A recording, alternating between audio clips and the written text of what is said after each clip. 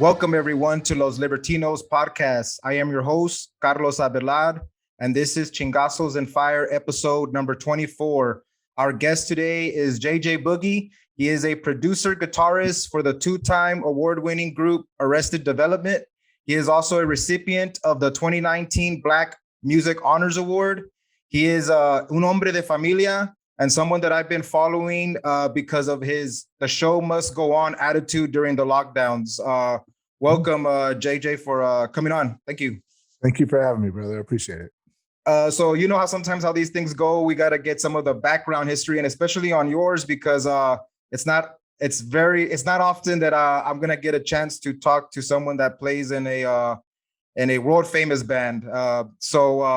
Can you kind of and it's okay to take your time on this for sure, man, because I think it's a cool story, and I think it'd be cool for my audience to know kind of like your born and raised, your upbringing, and kind of how your path led you to end up kind of playing on a world famous band, if you don't mind, Yeah. please. Wow. Wow. Yeah, man. I was born and raised in Atlanta. Well, I was born in Atlanta, raised it just outside of Atlanta in Dorville, Georgia. And growing up there in the '70s was super cool because it was my neighborhood was very multicultural, and whenever I'd hang out with uh, friends. It's like back then we had boom boxes, the early, late '70s and the early '80s, we were getting boom boxes and listening to music and stuff. And my father was a musician. So I was, had his record collection growing up. And so I was raised on, soul music, funk, and, we had classic rock and roll, and then Santana. And he's the one that got me really into guitar. And so I was listening to a lot of soul music and stuff. And then, hip hop comes along, and I'm hanging out with my black friends in the neighborhood, and we got the boom boxes out, and we're listening to Run DMC and the Fat Boys and Nucleus, and I didn't know it was a new art form. I'm just a little kid. I'm just thinking, oh, it's just more music that's fun. So I was all over the place, growing up musically. And, there was this band or these guys that moved in next door to us when I was like around 8 years old. And I heard live music being played. And my parents used to take me to see live music all the time. So when you hear it from the house next door, you're like, wow, somebody's jamming in there. You can feel the walls shaking from outside. Yeah. So my mom takes me next door, knocks on the door, and this girl comes, she's like, hey, my mom's like, hey, my son loves music, we hear the music, can we come down, can he come down and watch? So she just like, my mom just dropped me off with our new neighbors, never met them before, and I just go down there, and then there's this dude in like cut off short jean shorts, like total hippie, total '70s shaggy sandy blonde hair with a big mustache, and he's got no shirt on, he's real tan, and he's got a boa constrictor hanging around his neck, and he's playing bass. And this other dude is more straight looking, short hair, he's playing drums, and they're just jamming out. And they're like, hey, well, come on in while they're playing, they're like, yeah.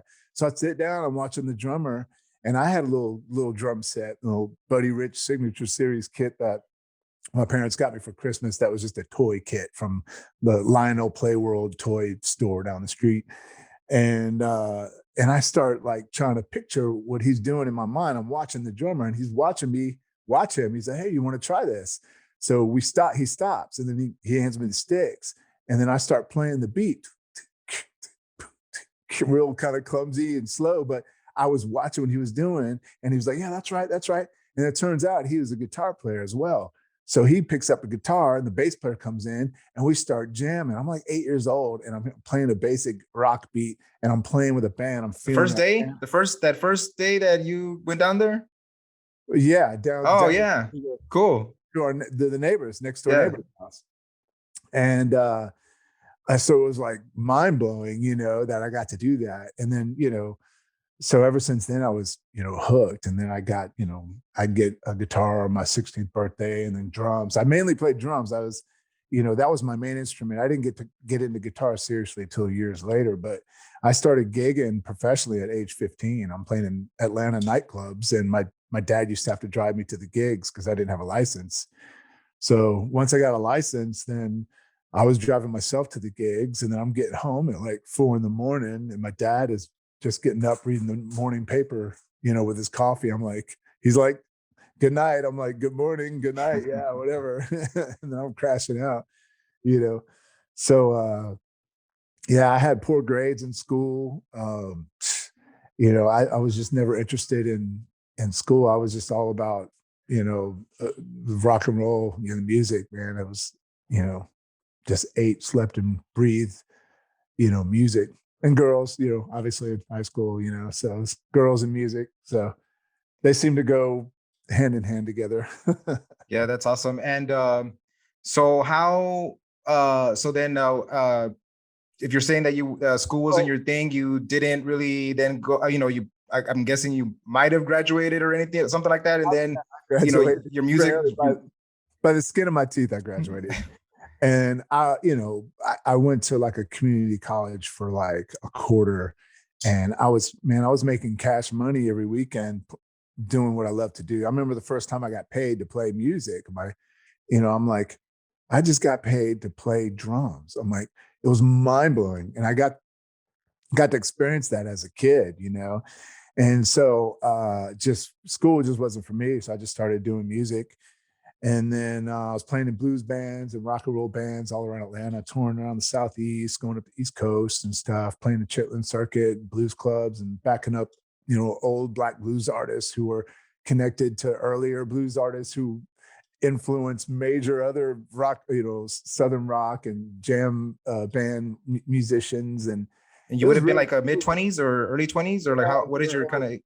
Well, this was then it was in the early 90s is when I started playing with them, and then all through the 90s. And then 98 is when I met Speech, and it was through a church we went to, or I started going to. And then that's when I started trying to get sober and stuff like that. It's like then. So that's when I met Speech. I started doing some studio work with him. And then I would fill in on drums for some of his solo gigs. But it was kind of every once in a while, but we hung out every week, when he was not on the road, we were together all the time, hanging out at church and stuff. And then, that was in 98. And then 2000, I co-wrote a song on the Arrested Development reunion album called Heroes of the Harvest. So I went in the studio, recorded with them, and then years go by, I'm like teaching their kids guitar lessons and drum lessons. And one day I'm at his house. He's like, hey man, I need a guitar player for this Japan tour coming up. Are you interested in doing it? I'm just like, yeah, maybe I'll check my schedule, like, yeah, totally. I'll do it. I'm on, I'm good to go. So, yeah. And then, so basically 2005 on, I've been, touring with the band ever since, and became a member of the band and co-wrote a lot of songs over the years, and got into production with the band and recording and engineering. And yeah, it's been a dream come true. Yeah, man, that's awesome. It's so I guess all over the world. We travel all over the world, and I get paid to play music. Just like when I was 15, to me, driving downtown Atlanta and playing shows, was huge. What to a 15-year-old and making cash money, I'm like, this is awesome, So now I'm just doing it at a level that's, multiple times larger. Yeah, man, it sounds like you're living the dream there. And yeah, man, that's awesome. I was living the dream until COVID. That was gonna lead right into my first question, man. And that was gonna be that I had first came across you on the Thad Russell interview. Oh, okay. That's how I knew about you. And then after that, I started following you, and yeah, man, I kind of followed your what you were kind of posting and sharing and stuff online during the COVID. But my first question that I kind of want to get to, and we could jump around on the COVID story, because as a musician, you're gonna have a unique story, because you have or like a lot of musicians, places closed down, so most of y'all's way of making money or things like that, if it's playing live events. And but I know that you ended up having to take the vaccine to do what you love.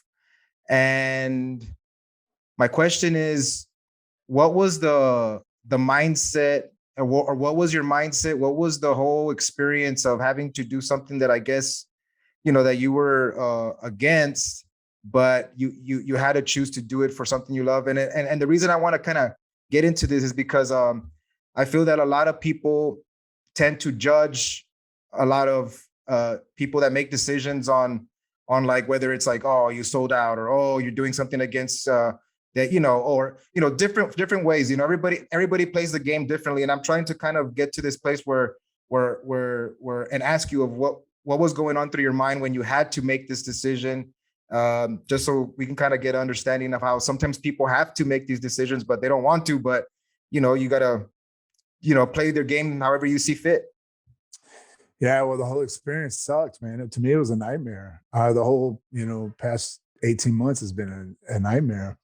I mean, don't get me wrong. There's been beautiful things that have happened, with my family and with my friends, where those relationships grew and have become more amazing, and I love that. But everything else, yeah, is because I didn't want the vaccine. I didn't do it. To me, it wasn't. It was against my will, I feel like, because music is my skill. It's my life skill. This is all I've done. I have no other skills. This is what I built my life doing. And so to take that away from me, or to threaten that, I felt totally backed in the corner. And my heart, my mind, I'm like, no, everybody should, all musicians should, be against mandating. I'm not against getting a vaccine, but just government mandating people, do it. To me, that's, that's breaking basic human rights, but, yeah, so I had to think about it. I'm like, well, man, should I just do it just so I could keep doing? Because I'm like, I didn't know what else to do. I don't feel like I have any other choices. If they shut down my livelihood, I'm like, I don't know what else to do. So I thought about it, and I thought about ways around it that were just too risky and dangerous, and and I'm like, man, there's just no way around. So I went in and, I had it done, and I immediately regretted it. And I had extremely adverse reactions. I ended up in the emergency room because of the vaccine. And oh, really? After you took it? Yeah. Oh, man. Yeah, I almost went to the ER the next day because my fever was so bad. I was so nauseous. I couldn't walk. I couldn't get up.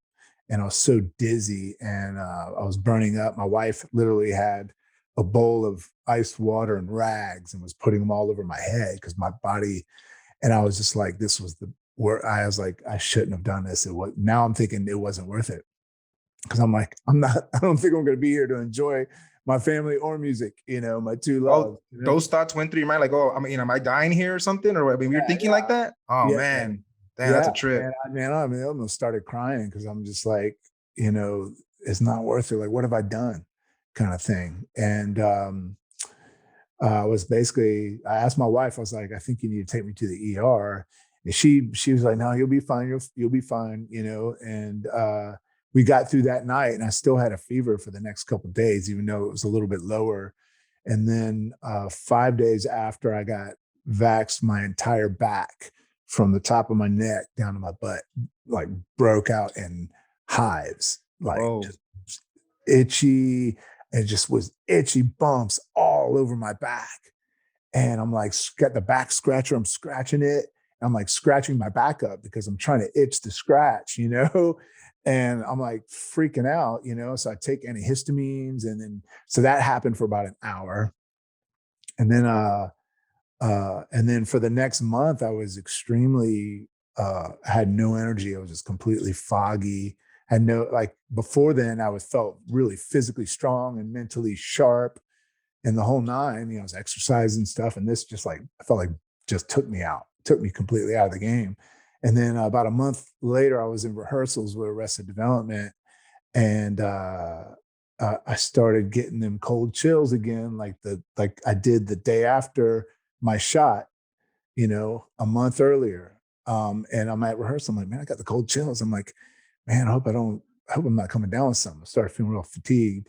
And thank God we got out of rehearsal early. And then I got home, I took my temperature and I had a fever again. I'm like, dude, it's a month later. So I go to I wanted to make sure I didn't get COVID, because I'm at rehearsing with my bandmates. These are my best friends, my family. I don't want to get them sick, and so I went and get a COVID test, and it came out negative. And then the lady at the emergency clinic was, because of the history of blood clots with J&J and stuff, I had elevated heart rates and all this stuff. And she was like, I can't check for blood clots here. You need to go to the ER. And, and so I went to the ER, checked me in. They're giving me IV. I was dehydrated and was basically having another like a delayed reaction to the vaccine. And everything came, my heart, AKG and everything came out fine. And they did another PCR test that came out negative. I didn't have the flu or anything. It was just this weird random thing. And I had a friend of mine as a cardiologist go over all my graphs. And he said, okay, they did a fine job. You look okay according to the charts. And he said it was probably a delayed reaction, to the vaccine. I'm like, geez. Man, that's sorry to hear about that. But are you mostly past that now? I mean, you feel okay now? I mean, are you still getting delayed? Yeah, that was back. No, that was back in May, last May. Yeah. And I kind of feel like, it's taken me a long time to get back to where I felt like I was as physically as strong and mentally as sharp as I was, before. Did it affect your music playing? It did not. No, thank God. That comes natural, right? That runs through your veins, right? More stronger than any vaccine. Yeah. Well, I have heard of it affecting people's, joints, and had people, some musicians had a hard time playing for a while, like with flare-ups and stuff. But yeah. Hey, what's up? Just wanted to remind you guys about our sponsor, BUenterprises.com. The company is called BU. What they do, and I'm doing this ad here at a railroad stop in traffic because while I'm stopped, I've been doing some of the exercises that the program tells me to do when I have a little bit of time to stop, to make sure that I don't get some aches and some tightness around my legs and shoulders. So let me tell you what BU does. You go to their website, sign up for one of their combo packages or individual packages. You have a session with one of their trainers. They'll give you a customized protocol to follow so you can implement some of these exercises, stretches, breathing and relaxation techniques in your daily life. And I'm currently on week 10, and I feel a lot better physically and mentally. So visit BUenterprises.com, use a promo code Chingasos in all caps, CHINGASOS, and get 20% off anything that you purchase. Peace. yeah. You had mentioned that you started going to church and how, I guess back in the day, but how did your like spirituality and your going to church and all that, like during COVID, how did that help you? Because I feel a lot of people that might have been a little bit I'm going to say anti-church, but maybe not as religious, might have opened up their eyes a little bit to knowing that some people that had religion during these harder times of isolation, and they might have been like, oh, you know what, these guys that we made fun of a little bit here and there, they might have had something going that we didn't even know about. How was your all of that during these COVID? Yeah, well, it's kind of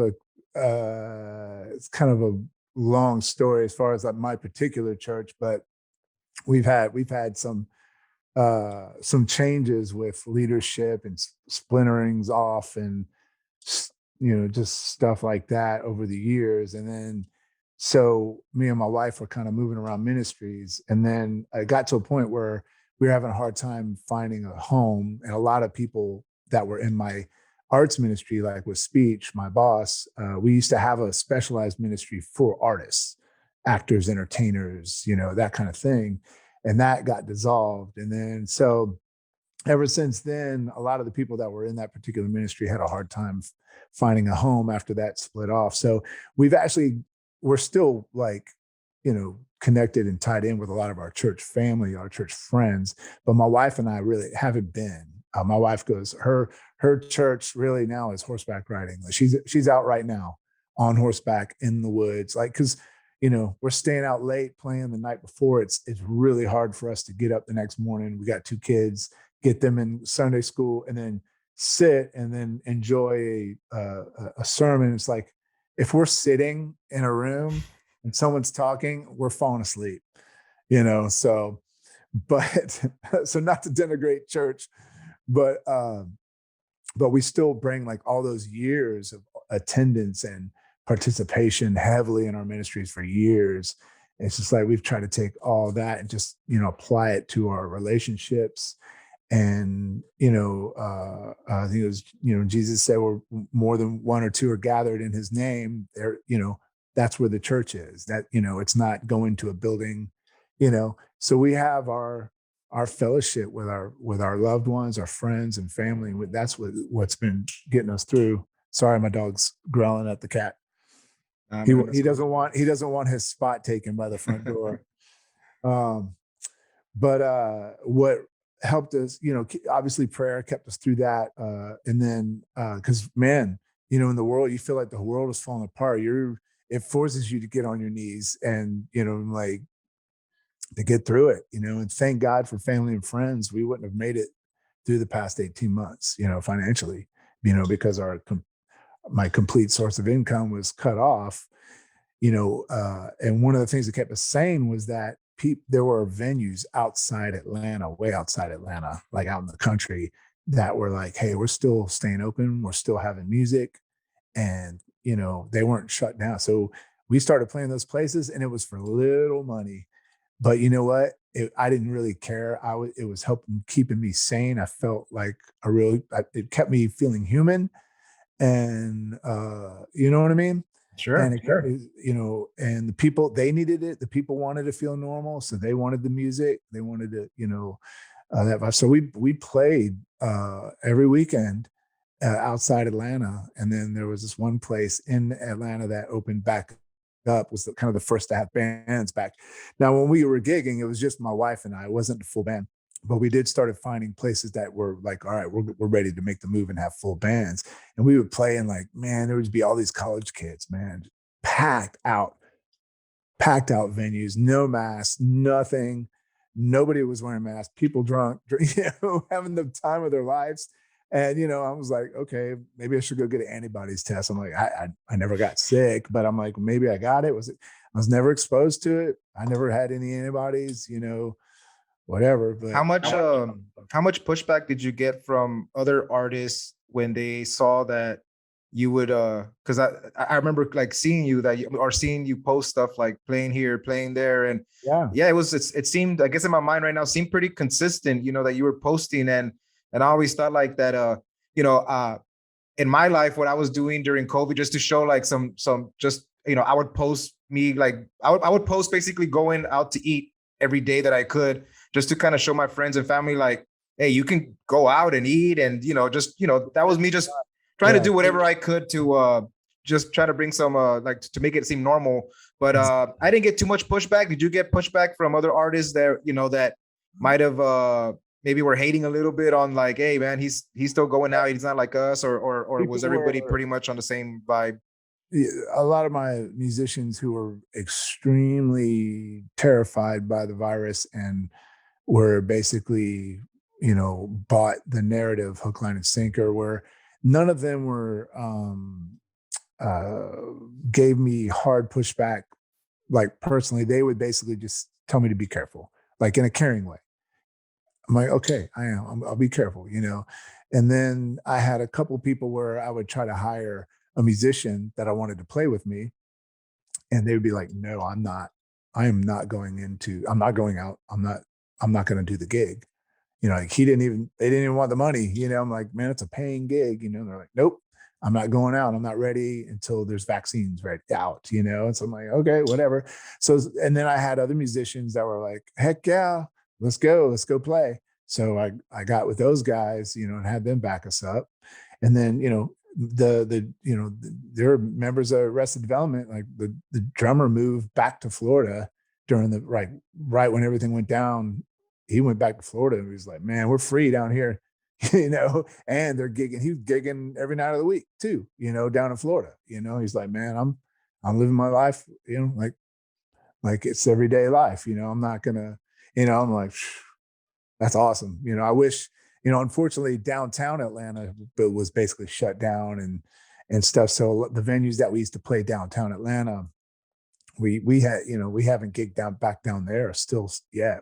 All our gigs have been basically outside of Atlanta, And what is and in the music community that you interact with and your bandmates and all that? I mean, I know you to be like libertarian leaning, I guess, and I wouldn't know how exactly you describe yourself, but do you guys get into conversations of like political theory and different things like that, especially since like a group like Arrested Development is a little bit conscious about that kind of those kind of things? Yeah, well, we used to do it more. We would have a lot bigger discussions on the tour bus or whatever, but since we haven't been traveling that much, that we haven't gotten into it. And then our old bass player was the one that he doesn't gig with us anymore because he's blind now, so he can't travel with us. But him and Speech, my boss, would get into it, and then Farida would get into it with him, and they would go at it. And every once in a while, I would chime in a little bit, but I was, a lot of times it's just like sometimes it gets too emotional. I'm like, I don't want to have a conversation if I'm shaking by the end of it because emotions are heated, and then not that things got heated where they're yelling at each other, but you could definitely tell it's like people's hearts were into it. We love and respect each other, but we've kind of shied away from talking about it a lot. And then a lot of times, big things happen, and then but we're not on the road, we're not together, we're at home working, and then we get together months later. So by that time, sometimes things have passed, have kind of calmed down, or it's old news in a sense. But recently with the Rittenhouse thing, I was just about to say that. Yeah. Tell that story, man. I saw you post something about that, about your, yeah. Please talk about that. Yeah. Yeah. Well, I was talking about the case with a famous music engineer out of LA who's worked with Prince and everybody, and dude's awesome. And he disagreed with Rittenhouse. He thought it was a tragedy that Rittenhouse got wasn't found guilty. And I understand why he thinks that. I understand why people do think that why they they're operating through life through a certain narrative or a certain reality. That's that's their mindset, that's their paradigm, and I'm not operating in that realm. But I don't share Rittenhouse's politics. I've told people that, but I'm just from human rights perspective, from just a basic, being able to defend yourself. I'm like that with anybody, even if it's a BLM, somebody, if somebody attacks a BLM protester and he, defends himself, I'm going to defend them for defending themselves, But anyway, so I just made a comment about the case. I wasn't like, yeah, Rittenhouse is awesome and blah blah blah. I wasn't wasn't that at all. But somebody went to my boss's IG page and was like, what's up with your guitar player JJ? He's defending Rittenhouse over here. And my boss is like, hey, we don't force people to think alike. And then that guy, I didn't see the response because I blocked him because he was obviously he has no idea what he's talking about and he's just being stupid. He apparently told my boss that he was a sellout or something. And so my boss was finally, his speech was just like, whatever, you obviously have ulterior motives or whatever. you know, and me and my boss have different views on the outcome, but we're not hating each other. We're not, you know, it's for reasons that are, you know, our own, you know, that, you know, I'm not even looking at it politically. Like I'm not looking at it from a left and right perspective. You know, at least not in my opinion. I'm not. You know, I'm looking at it from a different perspective. So What is your perspective? Is it simply the self defense, like right, like outside of the whole context of whatever would have was going on?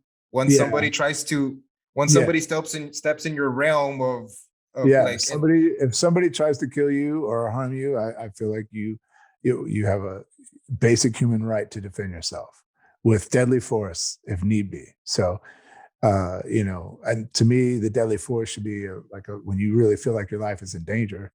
You know, if somebody's got a straw shooting spit wads at you, no, I'm not going to, you know, pull out a Glock and shoot that person thinking my life is in danger.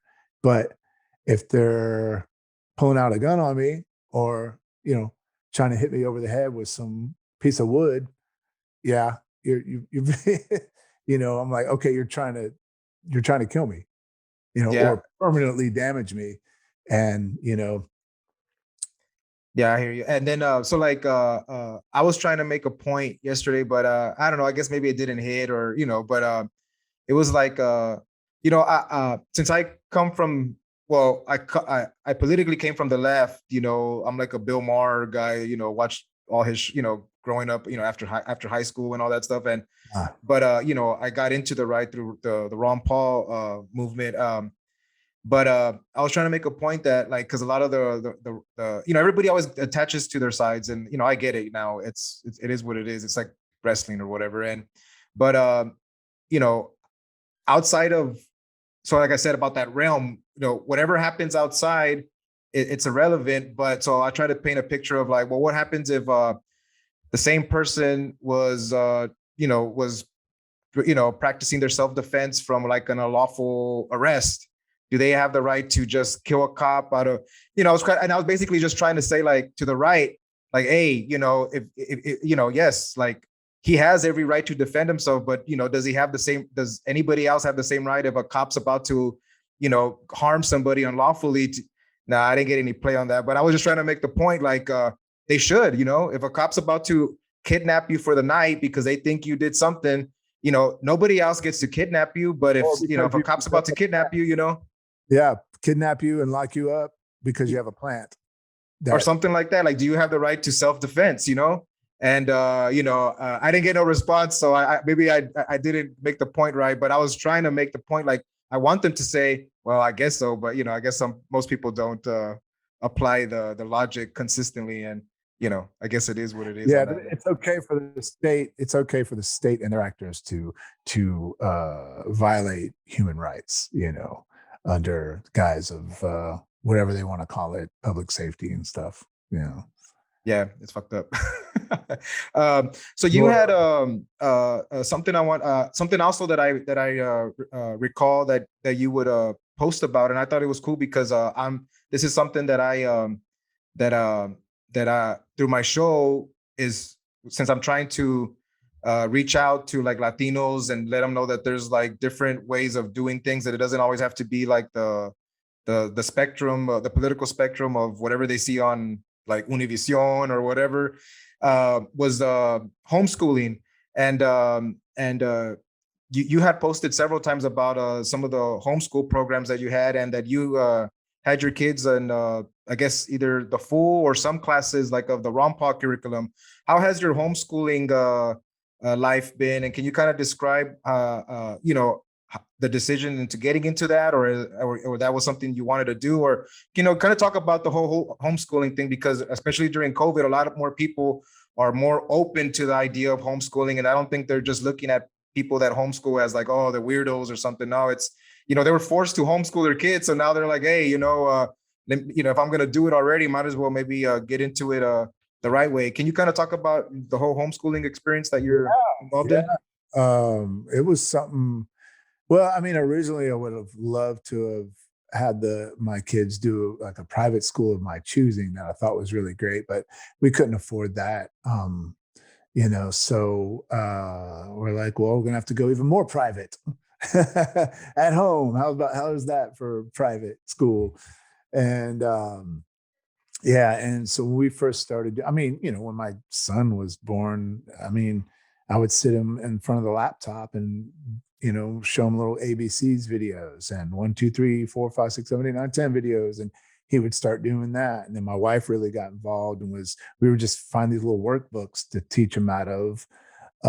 She really focused in on helping him learning to read and write, and then same with our daughter. And then my wife started having like just button heads with my son and the teaching, so she asked me to take over teaching him, so I took over teaching him, and then she would just teach my daughter, and it was much less stressful, and I was just able to handle him better, and just able to disarm him when he gets overwhelmed or upset, or just refocuses back on being positive and learning.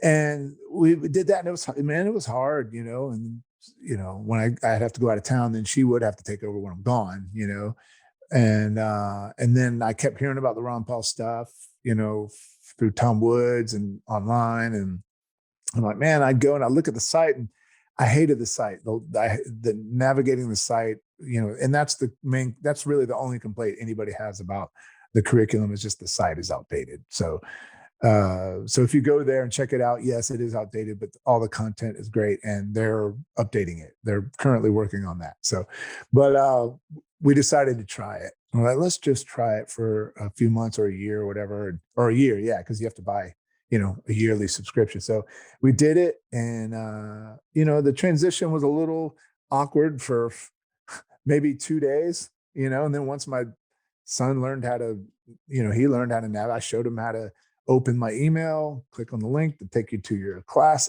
so we bought everything for third grade for him, and my daughter, for her earlier stuff when she started getting into it. And now it's like video based. And now it was cool because he knows his teachers' names and he knows their voices, and he goes through and he gets so excited about, certain subjects, because it's, uh, and it's just interesting to him, obviously, most kids don't like math. He's not like excited about math, but science and history stuff, he loves it, and he even is fine with English stuff, like literature, learning, the adjectives and adverbs and pronouns and how to piece together a sentence, and it's become a better schedule. Like, that's another thing. It's like the scheduling is better for the kids, because now they have their responsibilities. They know how to operate our computers. I gave my daughter my old laptop. She's using it for, class. She uses my $200 studio headphones for her class. It's like, it's got these nice little cushiony pads, and, but man, it's been awesome. And hearing, like, I'll be passing through the room, and next you hear the teacher talking about ancient Persia, and or what, and they have like all these great references, and like it's like stuff I'm like, I don't remember ever learning that in class, in history, and so it's been great. So they have a schedule that they love. They love the classes. We have other friends who do it, that we hang out with them, and well, mainly me at first. I didn't want my kids going to a government school. I'm like, the schools around here are not that great in this area. They're not horrible, but they're not like great. Some are better than others. But, I'm just like, our neighbors, they leave at early in the morning. They don't get back till, you know, 4 or 5 in the afternoon, with this huge backpack with all these books, and the poor kid looks like his back is killing them trying to carry all these books. And then they got homework for hours. My kids are done with school in like, 2.5 hours. They got it all done, and then they're exercising, they're doing arts and crafts. And then when they're done doing all that, then they could play their video games when they're done exercising. And we have an extracurricular art class. My son's been doing animation, learning like basics of animation, and my daughter's been doing like painting and drawing and stuff every week. And That's awesome. Yeah, I my 3-year-old, I talked to my wife about homeschooling, and she likes the idea because, I mean, the teachers, it's hard for public school teachers because they're mostly probably, I guess, either half or three quarters of the day, like babysitting, and Yeah. then maybe they educate. But if you get to just do it at home, you push the pace, and you're still babysitting, but at least you're taking care of your own kids, and And you said, the pace and everything, like even like if my son were to go to the government school, they set the schedule. Like, I don't know if math is first and reading is, I don't know which hour they choose which, but my son, he's developed his own order of how he likes to do the subjects, Yeah. which is interesting. And then he'll listen to every class through the speakers except one, math. He knows he has to concentrate. So he'll turn the speakers off and put on headphones and block out the room noise so he could focus. He started doing that on his own, so he has his order. That would have not happened in public school. No way. How would that even skill? I mean, he's learning his own, like that's awesome. That's awesome to hear, man. That's great. And he decided the days, like we used to do Monday through Friday and then have Saturday and Sunday off. But for some reason, he didn't want that. He wants to do Sunday through Thursday and have Friday and Saturday off. I don't know why he chose that, but that's what he wanted to do. So we're like, hey, if you feel like that works better for you, yeah, fine. It doesn't affect my wife and I, and so, yeah. And then if there's like late night gigs where my wife and I are out really late and we're sleeping in and the next day is a school day, sometimes I wake up and he's already sitting here. He's already started his class and he's made himself a bagel with, some cream cheese and smoked salmon, like, he'll start his own school, and then there's other times where he sleeps in and we're waking him up at 10. We're like, hey, get up, do, time to start awesome. School. Yeah. That's awesome. So yeah, you would highly recommend it, right? To my Latino people out there, everybody that can. It's not easy. I'm not saying it's easy, but it's not as hard as people make it out to be. And then you have more freedom to learn what you want, and then you don't have to worry about what some government indoctrination center is shoving down your kid's throat. Yeah, perfect. And I'm an extremist for saying that. Yeah, no, man. Yeah, so yeah, it's these times right now. But my sister recently started homeschooling from this whole experience, and she kind of got into it, but it's a little bit harder for her because she's a single parent. But just the idea that she would even try it, because she was the first one to go to college in our whole family, from like my family's from Mexico and all that. Like she was the first, and for her then to say, oh, what a homes, So in these times, these times allow for at least people to be more open to that. Hey, what's up, everyone? Just want to say to anybody out there that might be feeling on edge a little bit here with the holidays, be sure to get yourself some CBD products at palomaverdecbd.com. It is a family-owned business that our family runs. My little girl here, Sinovia, helps with packaging. Right? Yeah. What do you do? Oh, Mama doing packages. Ah. And who goes to ship them? Who takes them? Mama. Is it Mama or is it me? Who's the one that gets them and takes them out? Mama. Okay, Mama. Mama always wins. But just visit palomaverdecbd.com. Use the promo code Chingazos, CHINGOSAS, Chingazos, CHINGASOS at checkout and get 25% off your purchase. Once again, support a family business that my wife and I own. So you will support our efforts on the business side, and you'll support my efforts on the podcast side. So thank you.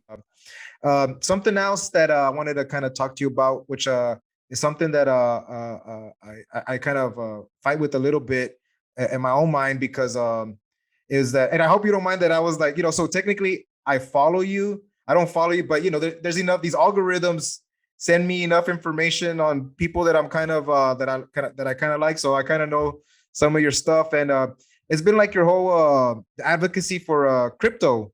That is something that for sure, as far as like my primos and tios and all that stuff, like that's not the like that's not they can't even touch that realm because they wouldn't even know anything about it. But can you kind of talk about how that's gone for you, how you got into it, or are you an advocate for it, or are you just like what is your whole story on the whole on the whole crypto thing?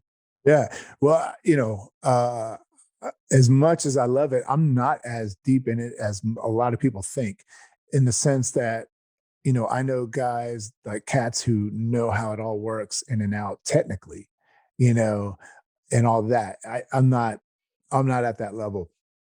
And then I know a lot of guys who made a lot of money off Bitcoin and other cryptocurrency. And I had a friend, like an acquaintance on Twitter that was that I had heard on, I think, Tom Wood's show, JW Weatherman. I don't know if you know him, but he was just hearing him talk about it as well. And I was just, and I had private messaged him a couple questions and about getting started, getting my feet wet. Because mainly the reason why I wanted to do it was for the purpose that it was created, being a peer-to-peer cash system, and to just bypass the feds. I'm like, I don't want to use their fiat currency. I don't like how they manipulate our money. They enrich themselves and then make us poor, or make our, what we have in our bank accounts worth less and less, with their money printing and all that. And so that was the main reason why I got into it. I'm trying to encourage more and more people to do it.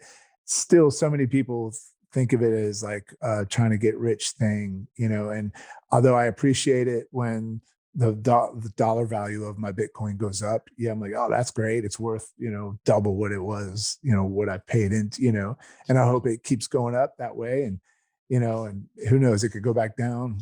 I don't know. I'm just riding the wave right now until it becomes, like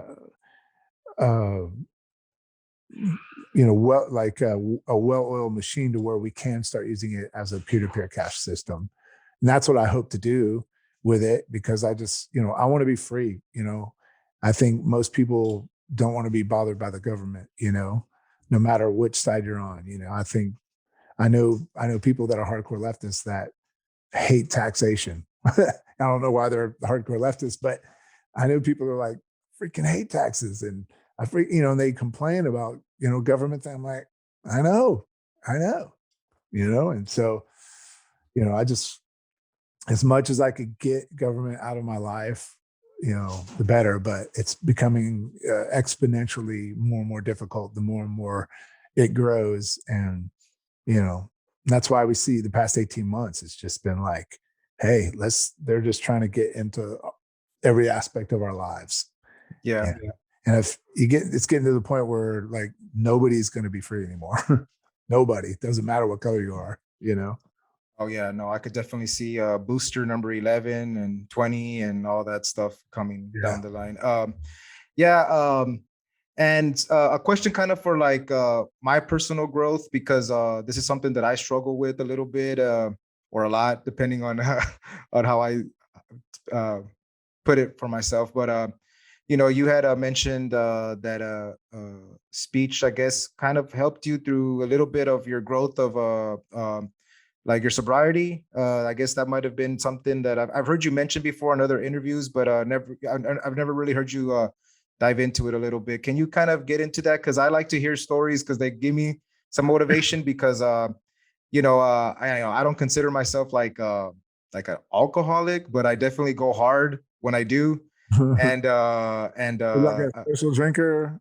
So social drinker mainly? Or? Yeah, I'm like a party drinker, weekend drinker, and like I just had my second daughter, so I'm kind of like what would you call like when I have the weight of responsibility, I cut it out, but like the weekends I let go hard, So like I'm like a 6-pack drinker daily, but like now 1 or 2 just because they don't taste the same when you have this responsibility of having to with the newborn. So So yeah, like I said, I'm functioning. I'm Yeah, fine in that way, but I it's could be better about it. So I guess my question, because I like to hear sometimes these stories.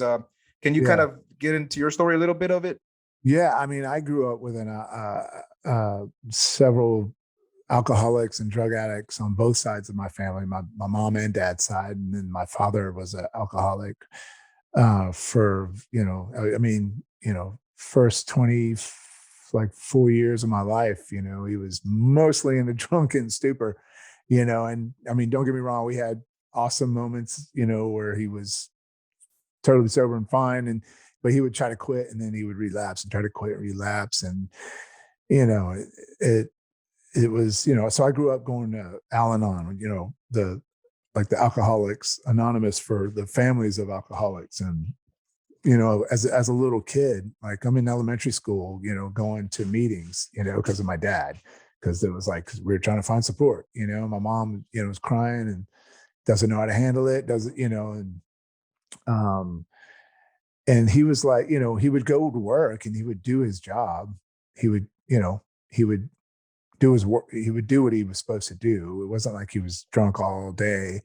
He would just come home like after work and then he would be just hammered, completely inebriated, where, the type of drunk where they're blacked out. They don't remember what they said that night. The next day they don't remember repeating themselves over and over. Or, the fight that, my mom throwing bananas and plates and apples and whatever she can at him, screaming and yelling, how she's sick of it, and then storming off in the car and driving off and leaving my me and my mom, I mean, me and my little sister, my sister's like crying, she's a little girl in her room, and I'm cleaning up the mess. My dad's like, your mom's gonna leave me, and I'm like, I'm just a little kid and I'm having to deal with this, and so for years, I always swore I would never drink or never do drugs because of my dad, and because his two brothers, and then my mom's brother, one of her brothers was a drug addict and in and out of rehabs, and so for years, I mean, I didn't. All my high school friends were drinking. I was the designated driver, and then finally one time I was just like, you know what, I want to try to have fun too. Maybe it's not such a big deal. And then I started drinking a little bit, started smoking weed, you know, and next thing you know, I'm like, man, I'm hanging out with all these musicians. I'm like, hey, marijuana and booze and stuff, it's all part of the lifestyle. I just started having fun, going to gigs and drinking, it's just part of the culture of music, all that, the bars, that's where the music is in the taverns and the places where people drink and go party till the wee hours. So I was doing that, but I wasn't uh I wasn't like, I don't want to say I'm like, oh, I wasn't like my father. I wasn't like getting so hammered like every day, you know, uh whatever. But uh, when I started coming around to this ministry and just talking about my life, I think the brothers and sisters there is like, hey, maybe it's safer, maybe it's better for you to go through chemical recovery, and because you have a history of alcoholism, maybe you should consider, getting sober, and so I was like, all right, yeah, let's do it. So went through the program and it was great. And what it did was it just helped me learn to deal with my emotions in a sober way and rely on God and rely on my brothers and sisters and that kind of thing, as opposed to just relying on a substance to make you feel better. And so I was sober for so many, many years like, in that sense. But when you think about it, it's like, well, I was still eating cheesecake. I'm still drinking coffee every day. I'm still relying on substances. It's like I get exercise buzzes. I get, I'm like, you know, I think, now that I'm older, it wouldn't be as big of a deal because I'm more responsible and stuff like that. But I don't drink anymore, nothing. But I just, I just think that it's, the culture's changing too. I still don't really care for I still wouldn't want to drink, but I don't know, man. It sounds like you might want a little something right now. I'm just playing. You know what I'm saying? Like it sounds you're talking like I could probably handle it, but that's how I kind of talk too sometimes. Like but but yeah, yeah. but it's something that But you. like even with marijuana, it's like to me it's so medicinal. I remember having migraines and then taking a hit, and then that second hit, and then boom, migraine gone. Where I've suffered 20 years of migraines, being sober, taking buku ibuprofen and it not working, until really not working. The only thing that would get rid of my migraines is I would have to lay down and sleep with a pillow over my head in the dark for a couple hours, and then I'd wake up and it would be gone. But like I can't always afford to lay down. What if Sure. but it's like, it's medicinal, and so yeah, so it's it's tough. It's funny because we'll be in Colorado playing gigs, and there's a dispensary right next to the hotel or the venue. And I'm like, man, back when I was smoking, they didn't have a store you could go to. Oh, well, they still don't in Atlanta. It's still illegal here, but it's just funny. Like, man, all those times I was like, trying to do everything in secret and buy some weed, and now it's like you can just walk into a store and be like, take your pick of the strain. That's awesome. Yeah, everybody now can take a pic of their strain while they jam some Arrested Development. So you guys have a new like song that dropped maybe like about a month ago, and it's called Vibe, and there's a lot of cameos on it and everything. Can you kind of get into the what you guys have coming up? Yeah, yeah. Speech has been working with this producer out of London, well, not London, but out of the UK, named Configa, and he's awesome. He does like the old school boom bap hip hop beats, and he's just amazing at what he does. And it's just really the chemistry between him and Speech has just sparked like 2 albums worth of music, and they put out one last year and called "Don't Fight Your Demons," and it got great reviews. We made some videos from that. You can check out that album, and then the creativity just kept flowing. And then they got Big Daddy Kane, who's an old school hip hop guy who, when I was probably 15 years old, I saw live at the Omni in Atlanta, the Two Hype Jam. I saw Big Daddy Kane, perform with a bunch of other hip hop artists in the late 80s. And so it's so cool to be in a video with him and collabing with him. And then the chorus was written and sung by this vocalist named Cleveland Jones, kind of like a jazz R&B singer. And I hadn't heard of him until this recording. I was just amazed at his vocal delivery, and it's just the marriage between Big Daddy Kane's like New York style, and then Speech's vibe. It's just they complement each other so well.